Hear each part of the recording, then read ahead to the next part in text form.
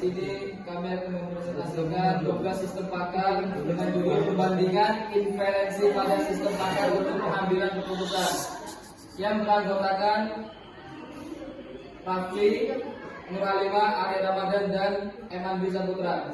Baik, di sini langsung saja ke inferensi pada sistem pakar untuk pengambilan keputusan lengkap. Inferensi pada sistem pakar adalah proses logika yang digunakan untuk mencapai kesimpulan atau membuat prediksi berdasarkan pengetahuan yang dimasukkan ke dalam sistem. Dalam konteks pengambilan keputusan yang lengkap, inferensi menjadi landasan kritis yang memungkinkan sistem pakar menghubungkan informasi, mengidentifikasi pola, dan menghasilkan solusi atau keputusan secara otomatis. Jenis inferensi pada sistem pakar. Yang pertama ada deduktif, yaitu menggunakan aturan umum untuk mencapai kesimpulan yang spesifik. Misalnya, jika A adalah benar dan A selalu menyebabkan B, maka B adalah benar. Berikutnya adalah induktif, yaitu membuat generalisasi berdasarkan contoh-contoh spesifik. Misalnya, beberapa A memiliki sifat B, oleh karena itu semua A mungkin memiliki sifat B. Berikutnya ada abduktif, yaitu mencari penjelasan paling mungkin dalam suatu keadaan. Misalnya, jika B terjadi dan B dapat dijelaskan oleh kemungkinan adanya A,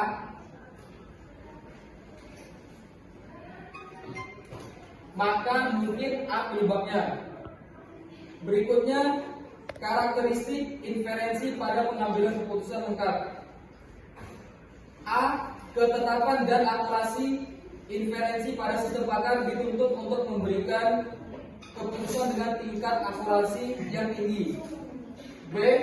Kemampuan kontekstual inferensi harus mampu memahami dan menginterpretasikan konteks situasi dengan tepat. C. Kemampuan menangani ketidakpastian dalam keadaan di mana informasi tidak lengkap atau ketidakpastian. Inferensi harus dapat mengatasi situasi tersebut. Baik, sekian dari saya. Selanjutnya akan dilanjutkan oleh kawan saya. Baik, yang selanjutnya yaitu D.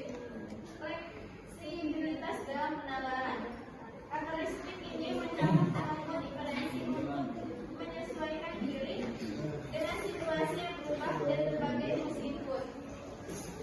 Kecepatan dan inferensi. Nantinya waktu dalam pengambilan keputusan menuntut inferensi untuk dengan kecepatan optimal. Kemampuan belajar. Inferensi yang efektif seharusnya mampu belajar dari pengalaman atau data baru yang dimasukkan ke dalam sistem. Pengelolaan konflik.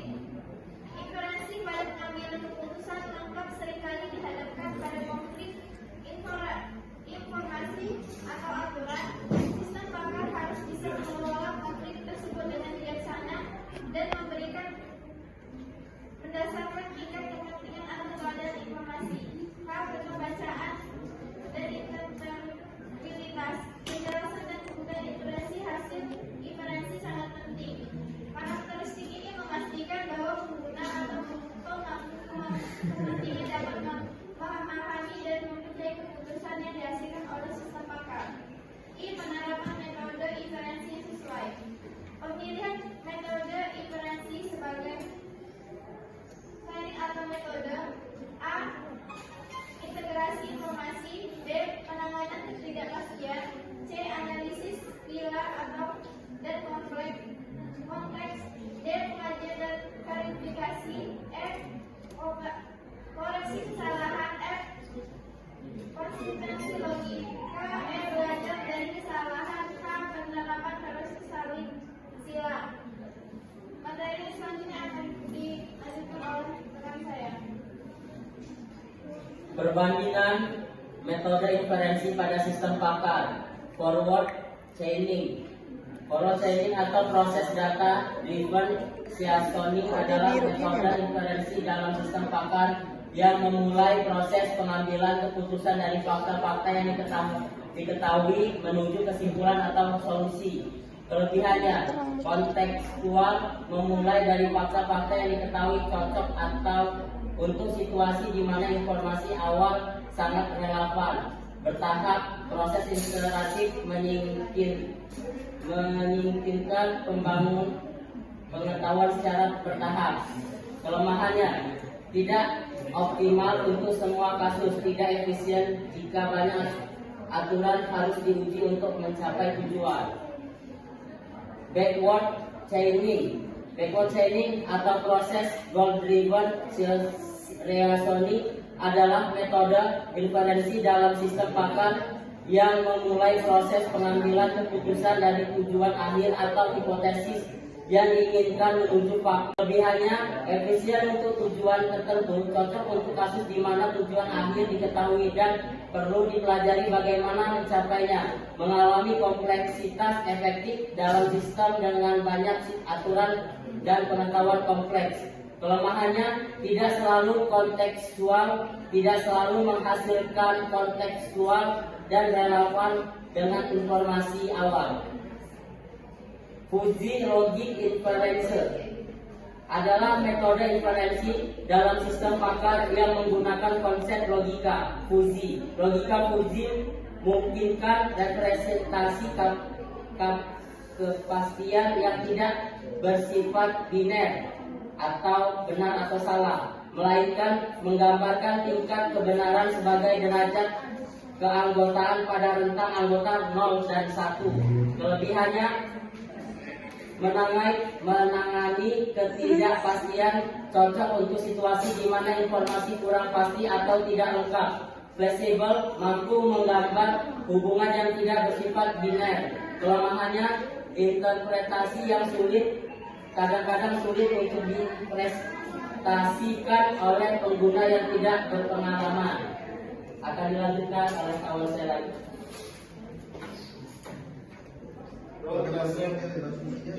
Adalah metode inferensi dalam sistem pakar yang mengandalkan aturan logika untuk mengambil keputusan. Aturan ini dinyatakan dalam bentuk refer yang menghubungkan kondisi atau fakta-fakta tertentu dalam tindakan atau kesimpulan yang harus diambil. Kelebihan, mudah dimengerti, aturan berbasis membuat sistem lebih transparan dan mudah dimengerti oleh pengguna, dapat diubah, mudah disesuaikan dengan perubahan atau aturan atau pengetahuan. Kelemahan, kompleksitas aturan dalam kasus sistem dengan banyak aturan, kompleksitas dapat meningkat. Case-based reasoning atau pemikiran berbasis kasus adalah metode inferensi dalam sistem pakar yang berfokus pada memecahkan masalah baru berdasarkan pengalaman yang diperoleh dari kasus-kasus serupa di masa lalu. Kelebihan, pembelajaran dari pengalaman, memanfaatkan pengalaman sebelum untuk menyelesaikan masalah baru. Kontekstual, memperhitungkan konteks dari situasi sebelumnya. Kelemahan, bergantung pada database. Kasus kinerja tergantung pada kualitas dan berlanjutan basis data kasus. Kesimpulan, penerapan metode inferensi dalam sistem pakar dapat sangat bervariasi bergantung pada jenis masalah yang dihadapi dalam karakteristik dari setiap metode. Dalam banyak kasus, pendekatan hibrida atau kombinasi beberapa metode dapat memberikan solusi yang lebih baik, menggabungkan kelebihan dari masing-masing metode untuk mencapai tujuan yang diinginkan.